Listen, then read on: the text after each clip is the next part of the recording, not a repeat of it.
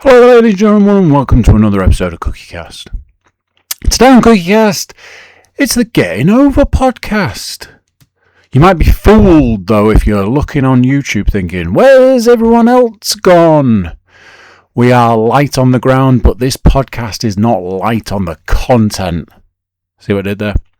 That's right, Clash in Italy is coming your way this weekend, and we have got you covered. Find out who wins last time's prediction championship and find out what we think is going to happen in Clash in Italy. Very exciting stuff. Before we get started, please consider like, share, subscribe and comment. Leave a review where you can leave a review. Hey, come on, real talk. If you're listening or watching right now, you enjoy the wrestling. You know somebody else that likes the wrestling. Come on. Search your feelings, you know it to be true. If you know someone who enjoys the wrestling and you enjoy this podcast, maybe they'll enjoy it too. Send it their way. Find out. Right, let's get started. Here we go. This is CookieCast. Getting Over.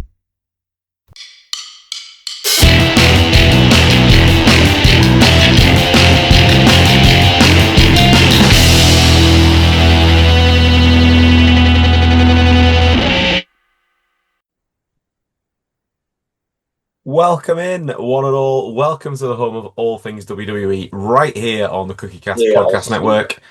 Welcome to Getting Over. For those of you watching on the YouTubes, you will already notice we are flying light tonight. It's a triple threat coming to you. That is myself, Mr. Stuart Woodmansey, Getting Over and now football podcast regular, Mr. Max Hepworth, and the creator of all things CookieCast, Mr. Andrew Cook. How are we, gentlemen? As I was saying to Max before, I'm not a fan of this zoomed-in version. I keep thinking I'm in a different room because I don't recognise the stuff behind me. But other than that, I'm very well, thank you. It's like, are you here? Are you zooming? Are you zooming on Zoom? Because guess what? Your giant head's massive. Have you noticed on the football podcast recordings of late, it follows me around occasionally? That freaks Paul out. Yeah, Paul highlighted this a couple of weeks back. He was like, I don't know what's going on, but like anytime Stu moves, it follows him. And I was like, that's terrifying. When Middlesbrough were having better results towards the end of the season, there you go. I would literally just sit on the sofa, and just see what happened. Anyway, we are already off the beaten track, and we are not even 30 seconds in. So let's get this back to business. The predictions title is where we always start, and this episode is no different. And going into Backlash, Andy had regained the title with an excellent performance in the WrestleMania predictions. Was that going to continue into the next Premium Live event? Well, the answer is yes. The current title holder scored a very, very impressive clean sweep. A 5 out of 5. So congratulations, Mr. Cook. Let me guess, not the only clean sweep. But wait a minute. Wait a minute. What's this? Another challenger has emerged with a perfect score. Max, standing there, waving his clean sweep around as well. Oh, but wait a minute. But wait a minute. So am I. Oh shit! The bed. That's the biggest shot.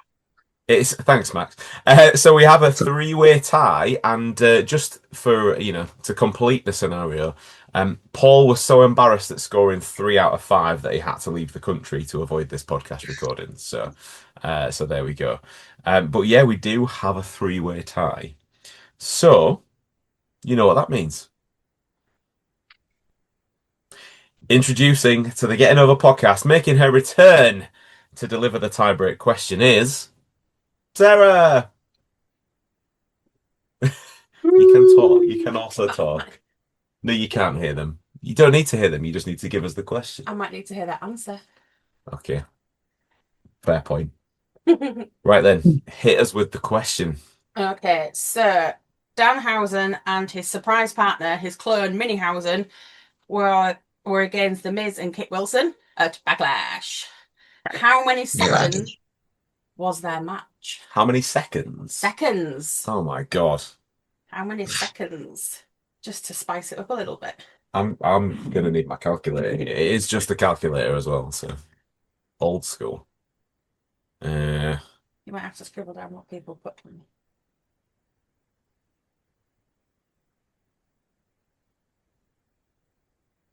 I'm going slightly updated, but it is just calculator, so that it's on record. Okay. Right, I've got mine written down. I'm having to write yours down when you guys say them out loud so that I can show them to Sarah for adjudication because she Then I've got to apparently. figure out who's the closest. Yeah, you do. You might We'll help. calculate We will for me. help.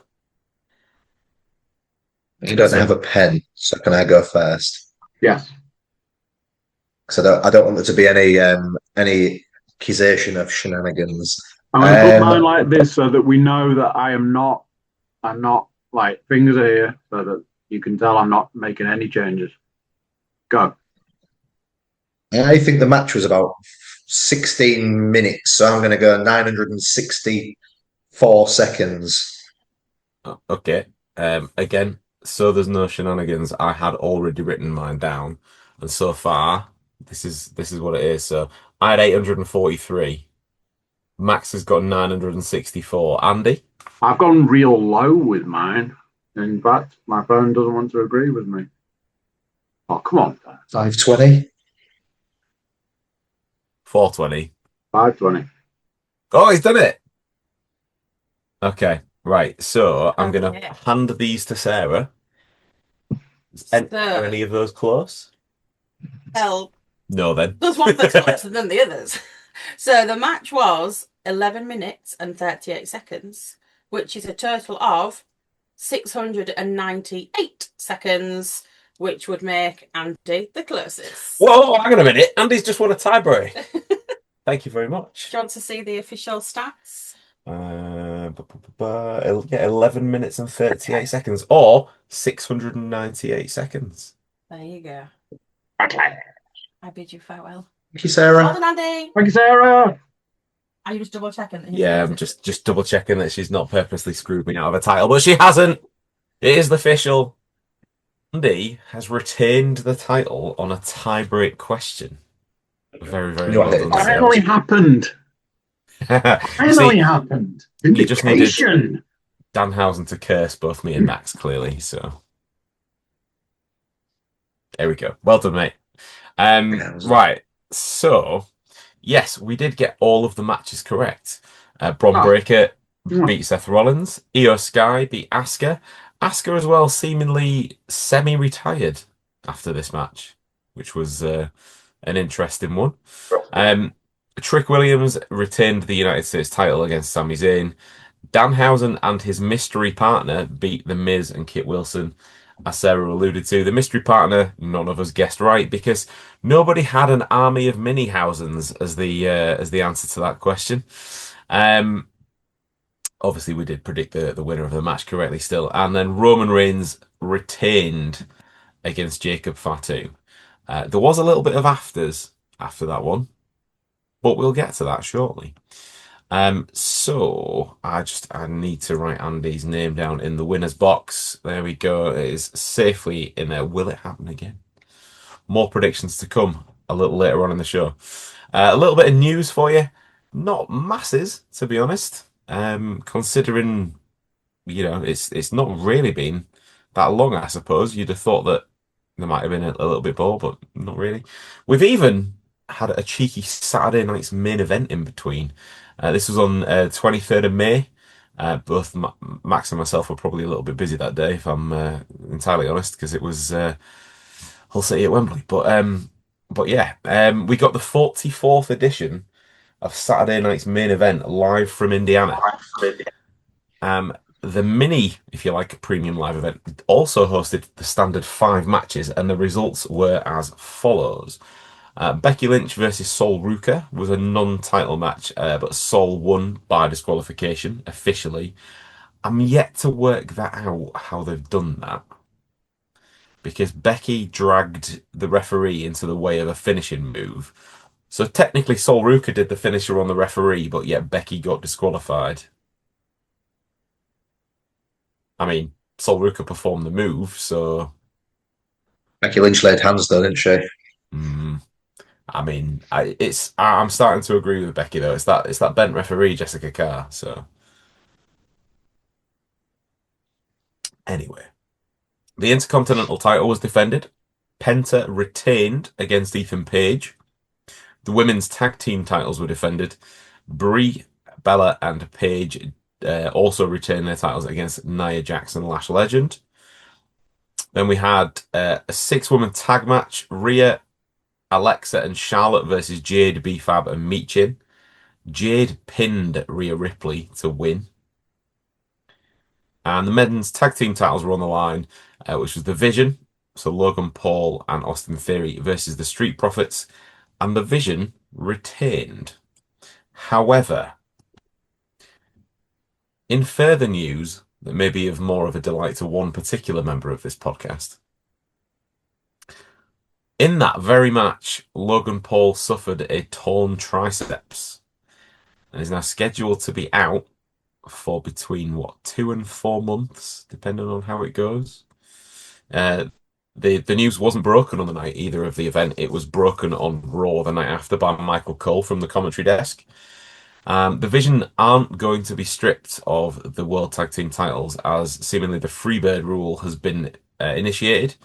Paul Heyman explaining on Raw that any 2 members of the group can defend the titles, because in the contracts for the matches, apparently, it doesn't say Logan Paul and Austin Theory. It just says the Vision.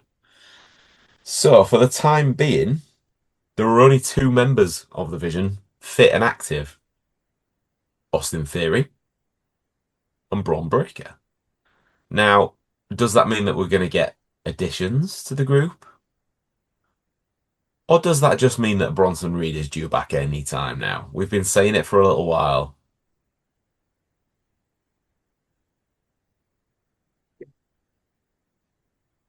Yeah, we're thinking Bronson. I would have gone with that. Bronson will come back, have a couple of defenses, and then be the guy that turns on the rest of them again, and go off on his own. Yeah, I feel like 100%. that's the way for me. Yep. So we will see. We will see. And yeah, I said not a lot of news, but possibly it's kind of big for me. This Mick Foley has made his AEW debut, not in a wrestling capacity, but he did sever ties with WWE last year due to its ties to the current US president, Donald Trump. He's been working the convention circuit for quite a few years, but obviously that went into hyperdrive after his WWE stuff dried up. But Mick is now scheduled to make regular appearances for his new company, but as yet, it is unknown if he will actually wrestle. He talked about Tony Khan being a long-time friend after they met over a dinner some years ago. Tony Khan has expressed his desire to have Mick Foley wrestle in an AEW ring, and a potential angle with MJF was set up during his appearance on the Double or Nothing pre-show, where Mick Foley ended up taking a bit of a low blow from MJF. So we'll see. This fills me with dread. I don't need to see Mick Foley wrestle. Mick Foley can barely walk. I personally, big fan of Mick Foley. I love Mick Foley. I love pretty much everything he's ever done. The man can almost not walk at this point in time. The last place he needs to be is a wrestling ring. That sounds terrifying to me. Mm-hmm. I'm all for, I fully support his decision. And I know that it was something that he really struggled with. He was very open about how it was a difficult choice for him. And I fully support that he's standing up for what he believes in. And you've got to go with something like that. Very much so. It doesn't surprise me that he's gone over the road in any way, shape, or form. But there must be other jobs he can do. There is no reason to step in the ring. There must be a way that they can get him doing something else. I presumed, because they'd got him on the pre-show, that he was almost going to be doing like the panel work, like Yeah. like the Big E kind of role in WWE, I guess. But then when the angle kind of played out, I was a bit like, but why? No. AEW is seemingly the most mainstream home of weaponry in professional wrestling today. So it wouldn't surprise me to see a very heavily gimmicked match, obviously in Mick Foley's wheelhouse, of some sort of hardcore match that may lend itself. But I'd rather see him helping somebody else in one of Yeah. those matches rather than being the main focal point of the match. Any thoughts, Max, on that one? Just I don't want to see him wrestle at all. Always been a big. Well, the match that got me into wrestling was Mankind versus the Undertaker at King of the Ring, the Hell in a Cell match. And I've loved Mick Foley ever since, really. But yeah, I agree with Cookie. Guy can hardly walk. Don't really need to see him in the ring. I'd rather, yeah, if they are going to do something, I'd rather it was just a kind of is, he appears on camera laid out on the floor, battered and blooded, and then MJF kind of like claims thingy for it, and then he kind of gets the gravitas through that. I don't want to see it. I just don't know what it can bring positively. Really, just kind of ruin him. We all saw Terry Funk go on for too long in the ring, didn't we? We saw Hulk Hogan go on in the ring for too long. Even it's don't want to see it. I think he's done enough. I'd hope that he'd done, or I'd hoped that he'd done enough in his wrestling career that he could kind of just say, "I'm okay with what I've done now. Like, I'm out." But As a company, seemingly, surely maybe they can trade on his name alone. They don't need him in the ring. He's had a fantastic after ring career. He is still very much connected to the business without having to be in the ring. There's no reason to go back on that. For him, more than anything, I don't know why he would entertain this. Could Which not makes me agree think that more. it's not that. Makes me think that they're like, he might wrestle. He definitely won't, but he might. Like, that makes more sense. I have a horrible feeling that this is another one of the Tony Khan ego trips in the respect of WWE can't keep him because look at the big bad wolf. Well, guess what? We've got him, and guess what? He's going to have a match. They couldn't do that. It feels a bit more of an ego trip on his part than Mick's, because I mean Mick Foley is not an egotistical man, is he? He's the one of the most down to earth guys, considering that he's been. I think he's the most unassuming worldwide sort of wrestling star there's ever been. He's just like, the nice uncle, or, I mean, for God's sake, the guy plays Father Christmas for a good portion of the year. Like, yeah, insane. Insane. I don't want to see it. I'm happy that he's there. I think it adds to AEW, like you said, just trading off his name. Um, yeah, if they want to stick him into a managerial role of some description, cool, because you know cheese grater to the forehead you can do just without having to have a full wrestling match and all that kind of business. But yeah, I just hope it works out well. I hope that, as Andy said as well, that he gets what he wants from it. He doesn't need to prove anything. Um, and yeah, just to throw it out there, he's now 60 years old, so. That's young in wrestling days, though, isn't it? Well, it's positively a toddler by some standards, Ric Flair. So yeah, so we'll see where that goes. We'll keep tabs on him. I suspect that when things change, if things change, that WWE will want him back at some point. But for now, seems very unlikely. But yeah, wasn't much news going on other than the torn triceps and the Saturday night's main event. I felt we had to mention Saturday night's main event because a couple of one thing of those particularly will feed into the predictions for this weekend.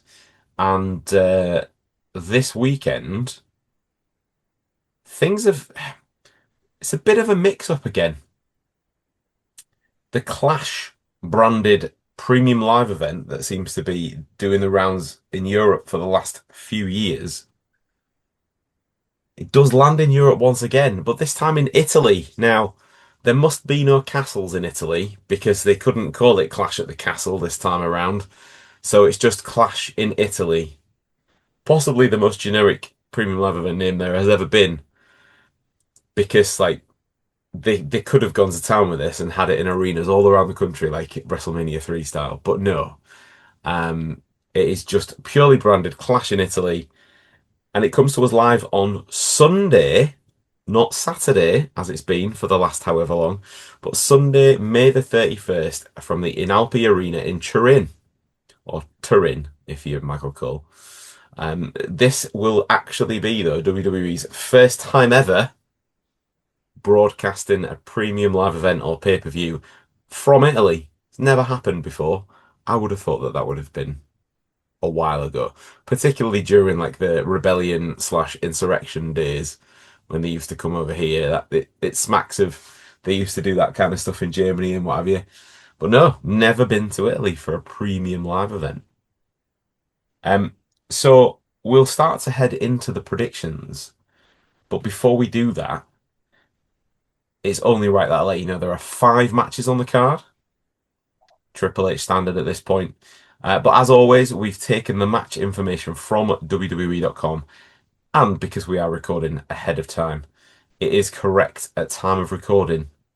But the card is subject to change. So, the first of the 5 matches I have, as I mentioned earlier on, Saturday night's main event had a little bearing on this one. This is a rematch from Saturday night's main event, but this time the Women's Intercontinental Championship is on the line. Becky Lynch defends her title against Sol Ruka.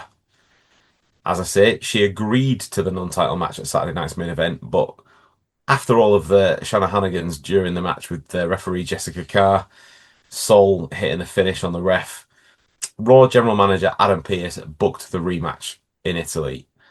Sol has been having some good matches since her arrival on the main roster, but her win record hasn't exactly matched that achievement.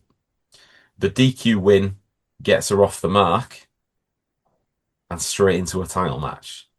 So the question, gentlemen, can the relative newcomer go one better and claim her first singles title on the main roster?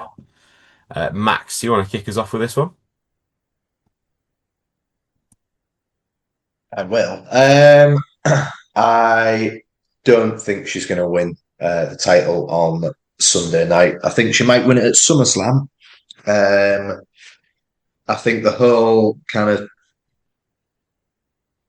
screwy finish and the thing with Jessica Carr wouldn't surprise.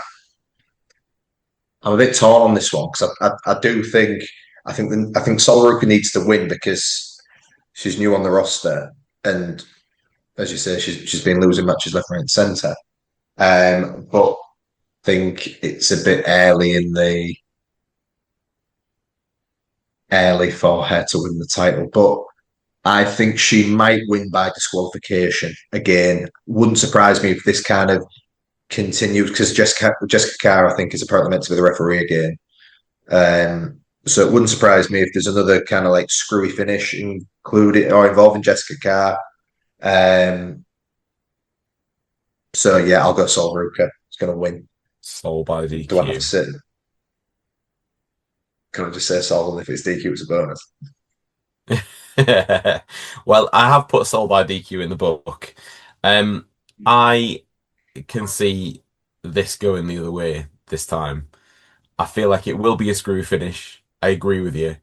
But I don't know if it's going to be a case of like Becky hits her finisher on the ref and then Becky gets disqualified so she can turn around and say, well, she hit her finisher on you and you didn't disqualify her, blah blah blah. So that's where I think the DQ finish goes, and I agree with what you said. Sol wins, but Becky retains the title.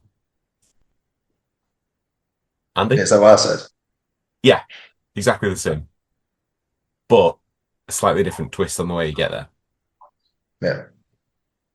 Yeah, I'm with you on this one, Stu. I see it's the the mirror opposite thing. Do it exactly the same. Do it so that like Becky can retain screwy finish type thing. It also carries on for another.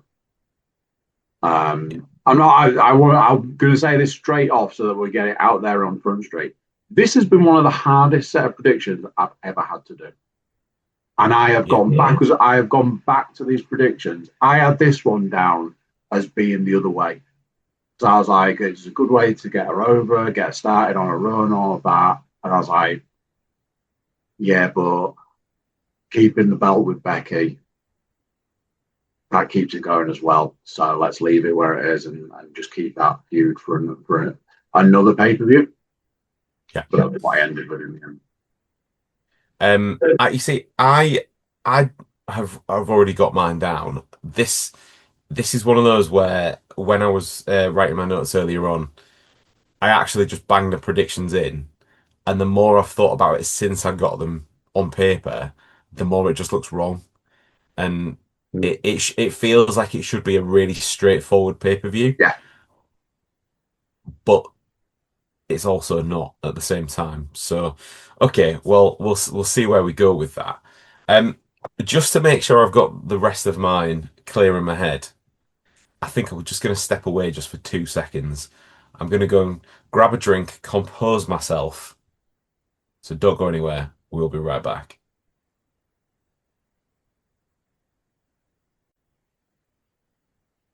And we are back, and we've got 4 matches left on the card to predict.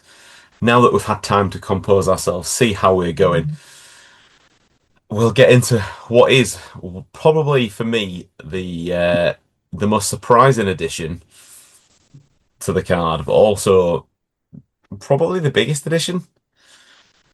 Obafemi versus Brock Lesnar 2.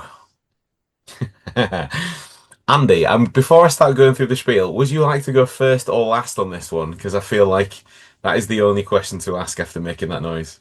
Do you remember the grumble we used to do? Everybody was allowed to stop the podcast for an entire 5 minutes and just go off on something that annoyed the shit out of you in the wrestling world. Funnily enough, I'd like to resurrect that in the if you're retiring and you make a real big deal about retiring and you're like, I've retired, and it's a shock and everybody's shocked and you're like, oh my God, I can't believe he's retired. Don't come back 6 weeks later and go, just kidding. Is that's just annoying. It's completely uncalled for. And it diminishes absolutely. It diminishes the brand. It diminishes everything. Here's a way to go about doing this: skip the retirement bit, the fake retirement. I don't want to say that they were like, tell us when to stop adding zeros, Brock, and we'll get you back in the ring. Come on, how many? Oh, that's the right number of zeros. Lovely stuff. Let's get you back in the ring. As I said, it diminishes the entire thing and it diminishes the brand. It's dumb. It hands down, it is one of the dumbest things across all sports. We are well aware that somewhere out there is an NFL podcast on the CookieCast Network if you want to check it out. And the number of times like, oh, so-and-so's retired from the NFL. And they're back. That situation means nothing when it's that easy. I've retired today, I'm unretired tomorrow. It's definitely not a money-based thing, and I definitely couldn't get my contract across the line. But guess what? I'm back for absolutely no more money. There's definitely no money involved. Don't make a big deal about retiring and then come back. Anyway, did you want my prediction first? Did you say? Well, I was gonna say, I was gonna ask if you wanted to go first or last. I was gonna set the match up first. Oh, I get a first or last situation. Do you know what? I'm going to go last because I'm really interested to see what you guys reckon is going to come out of the back of this. Because I'm not gonna charge the pump on this, but I'm gonna say you guys have at it, and then I'll let you know what I think. Okay. Well, as we know, Oba defeated Brock at WrestleMania to send shockwaves at the time through the WWE, by defeating him in such a convincing fashion as well. So convincing that Brock himself appeared to call it a career, leaving the boots and gloves in the ring. Oba celebrated the victory by starting the Obafemi Open Challenge, because, nothing says celebration like naming a challenge after yourself. But he did continue to smash his way through the roster. That was until it came to an abrupt end on May the 18th, when he was doing his pose in the shadows to be attacked from behind by an unknown assailant that was exactly Brock Lesnar shaped. The lights came on. Brock was back. And just to add on to what Andy was saying, who I feel sorry for are the people that had the WrestleMania moment. The people that had paid like way above the odds to go to Vegas this year to actually witness it live, and they're like, do you know what? WrestleMania night 1, I'm so happy we're there for the fucking Hulk Hogan marathon. However, night 2, we finally got our moment. Brock retired. I was there when Brock retired. Somebody will go, which time? Exactly. Oh, yeah. Ruined. Also for his jeans manufacturer. Like, they've never had to employ so much spandex in the crotch department. Was that the... Just come out in like some UFC gear. Like, I'd rather he did that than came out in his silly jeans. That the one suplex, the rip, and then you see him patting his ass like every time he does a move after that. Sorry, patting his bottom every time he does a move after that. And yeah, bloody Brock. Well, it now poses the question, is Brock back to level the score effectively at 1-1? Or will Oba become the ruler of the beast once again? Now, we know Andy's going to go last. I'll just dive in. I think Max went first last time, so I'm going Brock because they're clearly going to make it level. And spoiler alert, this is happening again. Max,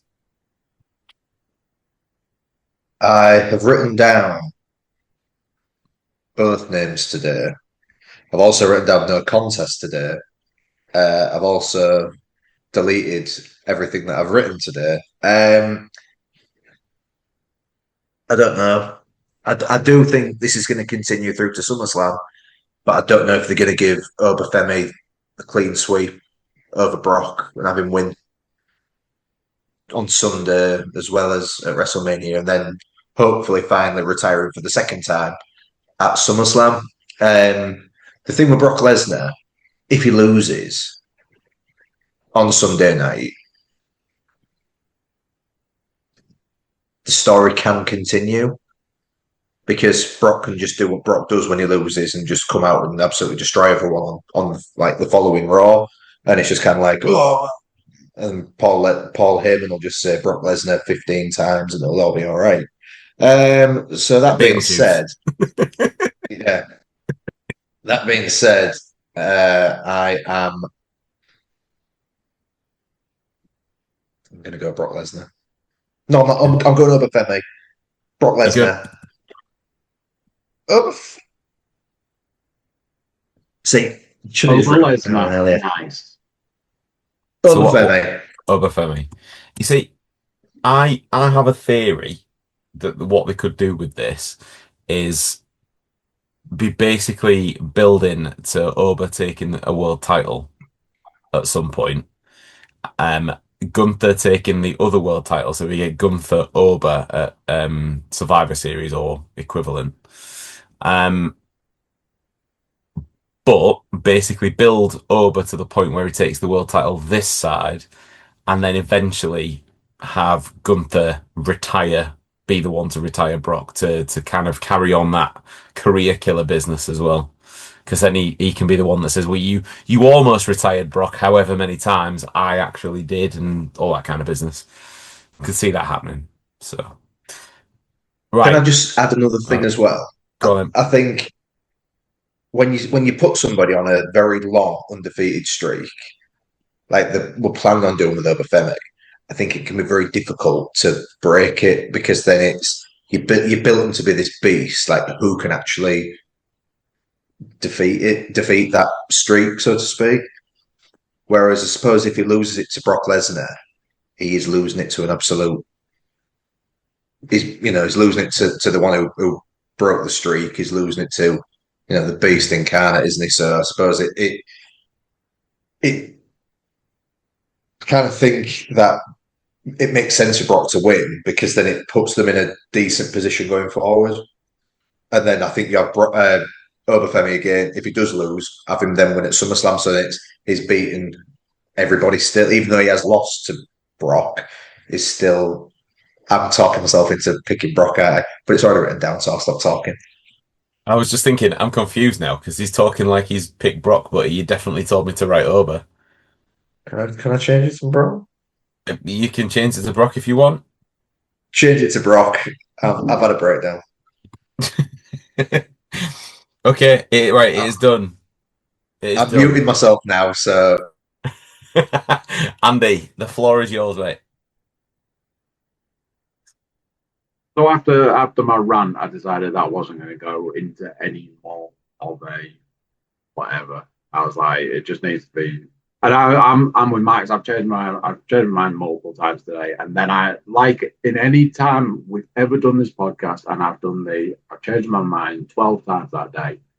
I need one thing. I need one thing to pin it on to make a final choice. And the one thing I'm pinning it on is, what's the point in bringing Brock back to lose? I know they can pin a loss on him. I know he's one of the, basically, like Mike said, he can do what he wants, and they can just tear through the entire roster, all of those sorts of things. I think at this point in time, it just solely came down to, I don't see the point in bringing him back to them in a loss on him. And WWE love to keep things moving forward. They're always planning the next match and the next match and the next match. I feel the way to get to the next one, do it all again, to get more money for the same road, is to have Brock win. So that was what I went with in the end, Brock to win. I can see that whatever the tiebreak is, I can see it being a full-blown gimmick match as well, like a cage match of some description or something like that. Like extra carnage involved. Street brawl. There will be something. Has to be. Well, yeah. We've all picked the exact same so far. As we all did last time, in theory, because, we all got 4 points. Even though Andy still won. Right. Third match on the card is the WWE Women's title match. Rhea Ripley defending as champion against Jade Cargill. Now, remember last podcast out, we previewed a show called Backlash.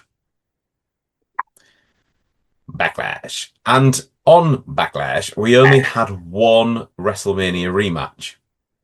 On a show not called Backlash, we have two. This is the second one. Well played, marketing team. So yeah, Rhea took the title from Jade Cargill just over a month ago, and since then, Jade's minions of B-Fab and Michin have been making her life a misery at every turn. Rhea has been forced to align with Charlotte Flair and Alexa Bliss just to try and even the odds somewhat in that match at Saturday night's main event. But as we've mentioned, Jade did pin Rhea Ripley to win that match.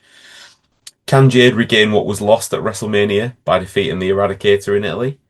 Will Rhea rule once again? And now that there are a whole host of taggers along in Bliss, Flair, and B-Fab and Michin, what sort of a part are they going to have to play in all of this?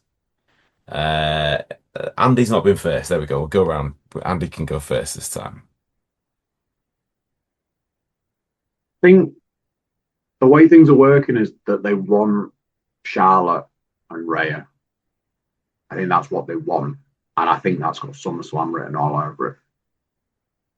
And I think for that very reason, they need Rhea to win.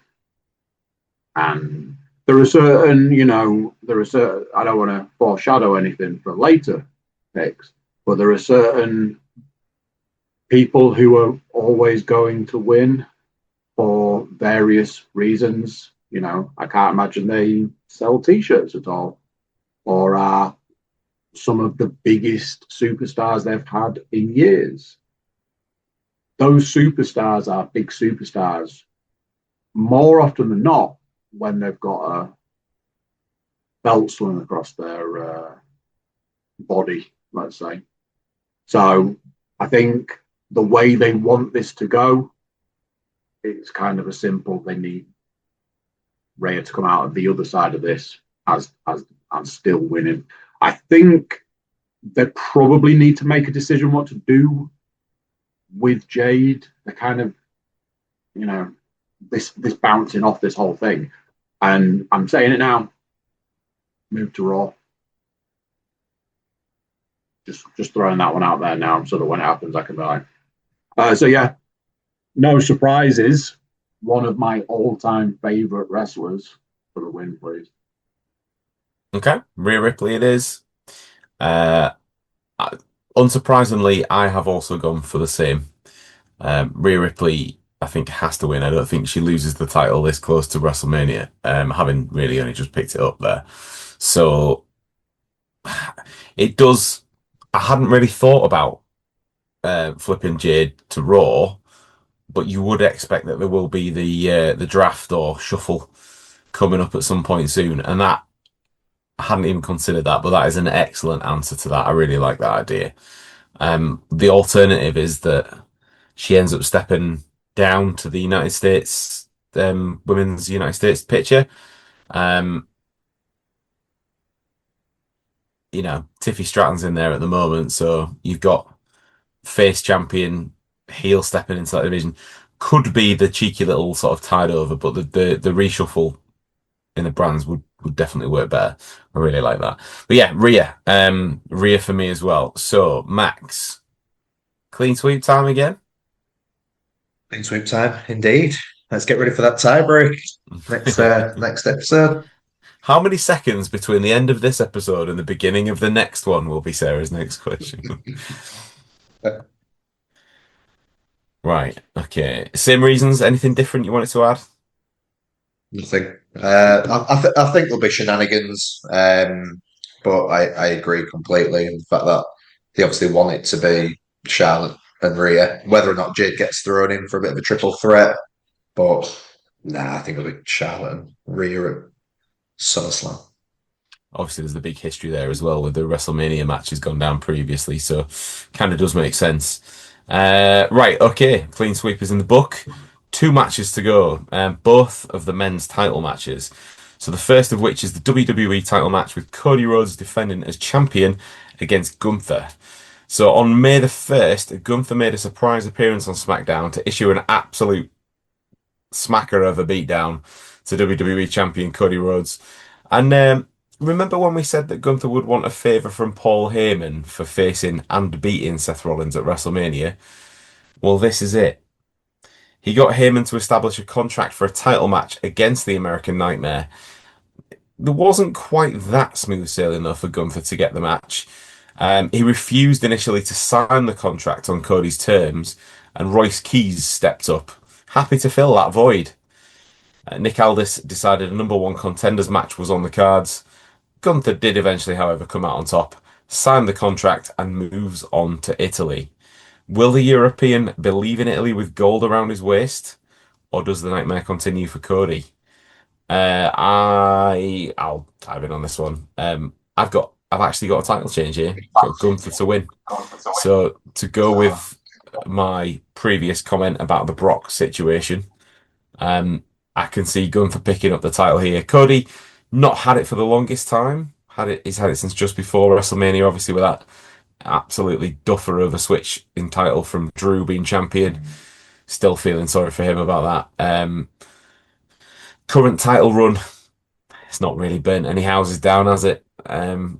Cody will sell gazillions of merch whether he has the belt or not. So I think Gunther to start to lay the foundations for this build to the Oberfemi inevitability. So Gunther for me. Who wants to go second? Who's going to jump? Who's going to jump? Max is looking away. I agree with some of what you said, but only some of what you said. Do you know who's not been seen since WrestleMania? Randall, Keith, Orton. And where I disagree with you, Stu, is I think the belt is staying firmly where it is. However, I think that is only made possible by a little sprinkling of interference from one Randall Keith. And I believe the reason for said interference is exactly what you were saying. This title run's not really got the spice that it needs. Enter the Viper, baby. Come on. Here we go. And I think the way that works better is that the belt stays where it is for now. And I mean, ultimately, I don't, you know, I think I've said diminishing the brand a few too many times this evening. And I've also highlighted that WWE like to look to the future, look ahead, plan things. You know, some things you feel are a little loosey-goosey, like, I don't know, some of their bookings, but they are one eye on the horizon, very much so. And I think at this point in time, like we talked at the start, you were saying about, you know, Clash in Italy. I mean, how many seconds did it take them to throw that one together? I feel the eye is firmly on SummerSlam at this point and beyond. So what has the bigger pop at SummerSlam? There you go. So for me, right now, belt stays where it is. And I personally expect... the thing that put me off was like, do you fly Randy Orton out to Italy just to have him turn up? To have a little bit of interference? But, mate, it's happened before. They flew AJ Styles all the way to Australia just to do interference. And this is the thing. I'm like, again, I don't want to be like, but for what's a bit more of a lukewarm pay-per-view, live event, sorry, something like that gets a real pop could go a long way to masking that they're probably not all that ass. So that's the way I've gone with this one. Okie dokie. So Cody to retain. So we do have our first difference of opinion. Max is about to tip the scales one way or the other. I don't think. I think Brock Lesnar has ruined the plans. I think that the original favour, and I said this previously for the WrestleMania prediction show, I think the original favour was for Gunther to have that retirement match with Brock at SummerSlam. I think the whole thing with the favour I want from Paul Heyman is for him to facilitate a contract, which I'm then not going to sign on Cody's terms, and then I'm going to have a number one contender match against, what's his name, Royce Keys. Royce Keys, yeah. It just wasted him, to be honest with you, in that instance. So I think that was meant to be the plan going forward. Brock then doing this and then coming back, probably saying, well, I want to continue this thing with Oberfemi because I don't appreciate that it was a squash match. I think has then caused WWE to pivot slightly. And I think almost they've just been sat there waiting for Randall to come back. I know he posted on social media that his said something along the lines of he's milking this injury or dragging it out or something. So I do think that they're going to stick him on a plane to Italy. I do think there's going to be some shenanigans. I do think the American Dream is going to retain because I think Randy is going to get number 15 at SummerSlam. All right. Okay. I blame Brock Lesnar. Cody again, but it's all Brock Lesnar's fault, right? Okay. Yeah. Right. In the book. Right, last one then, guys. The World Heavyweight Title match, and it's not just any World Heavyweight Title match. It is Tribal Combat. Roman Reigns defending as champion and your Tribal Chief versus Jacob Fatu. So we've had WrestleMania rematches at an event not named Backlash, and now we've got a Backlash rematch. So Roman retained at Backlash. Jacob continued the beatdown, however, on the Raw following. To quote the immortal Bob, he just wouldn't let it lie. Attacking the Usos with a Tongan death grip as well as casting officials aside. Adam Pearce was ready to fire Jacob Fatu on May the 18th edition of Raw. However, before he could do so, Fatu already challenged Roman to tribal combat.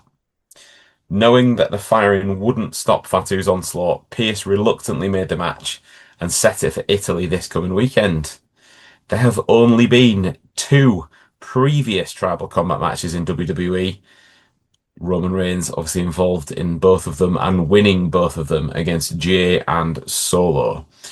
Is he going to make it 3-0 this weekend, or will Jacob become not only the new World Heavyweight Champion, but will he be leaving as the new Tribal Chief? Who wants first stab? No. I painted myself into a corner with this prediction because there has to be a title change. For it to be any kind of pay-per-view, there has to be a title change. And I haven't predicted one. But here's the thing. I think that what would be a real interesting move, we all expect that Roman's going to have the title till the end of days. What would be interesting is to do a switch now. Switch the title, send Roman off into the distance, have a whole other tribal storyline going on that doesn't involve Roman, and bring him back in the summer to try and win everything back over. It writes itself. So, having painted myself into a corner in some ways, I am going for a title change on the last match. I've got Jacob Fatu to win and Tribal Chief. He's gonna get the Ulafala and the title, according to Andy. Okay, not to worry. Max? Great with Mr. Cook. Can't be bored of it, to be honest. Bloodline storyline's been going on for years now, and it just seems to be a bit of rinse and repeat. But I just hope they can do with Jacob that they kind of failed to do with Solo.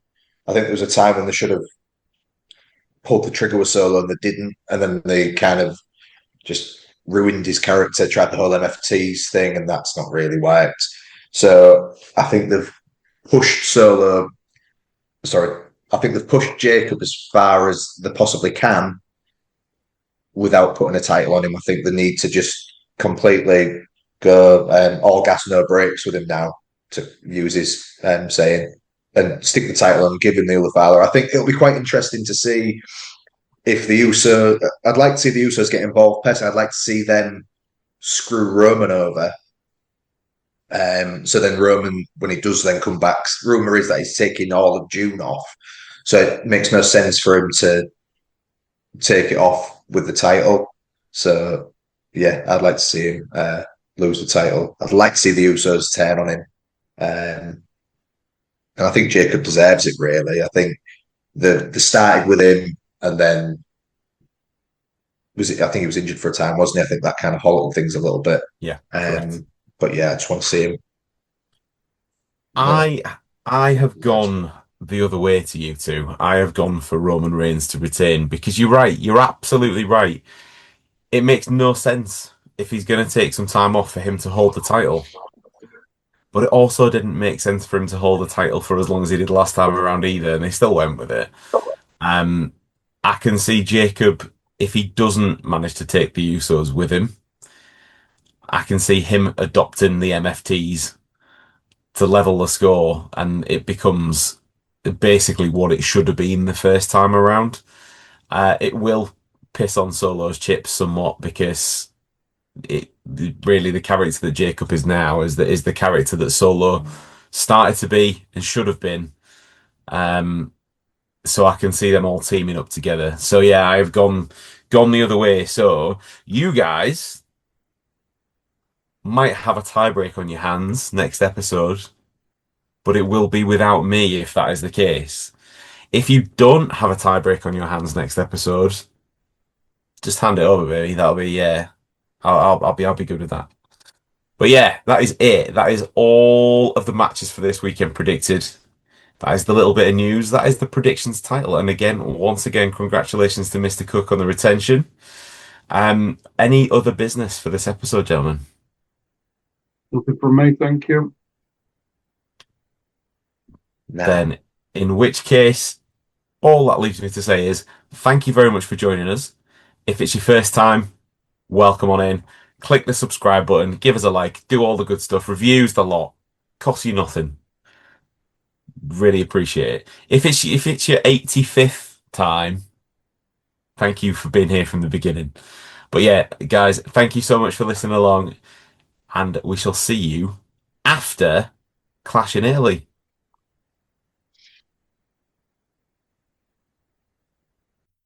So there we go. Very close predictions indeed. Who do you reckon's going to win? Are you going to win? Send us your predictions. We'll add them to the book. And if you... Well, let's put it this way. If you send us some predictions, we'll send you a prize. If you win, beat us, or... Well, as is often the case, end up in a tie-break situation, we will send you an even better prize. All wrestling-based and all for free. What could be better than that? Big thank you for watching, big thank you for listening, and big thank you for being here. Before you leave us, do consider like, share, subscribe, and comment. Leave a review where you can leave a review.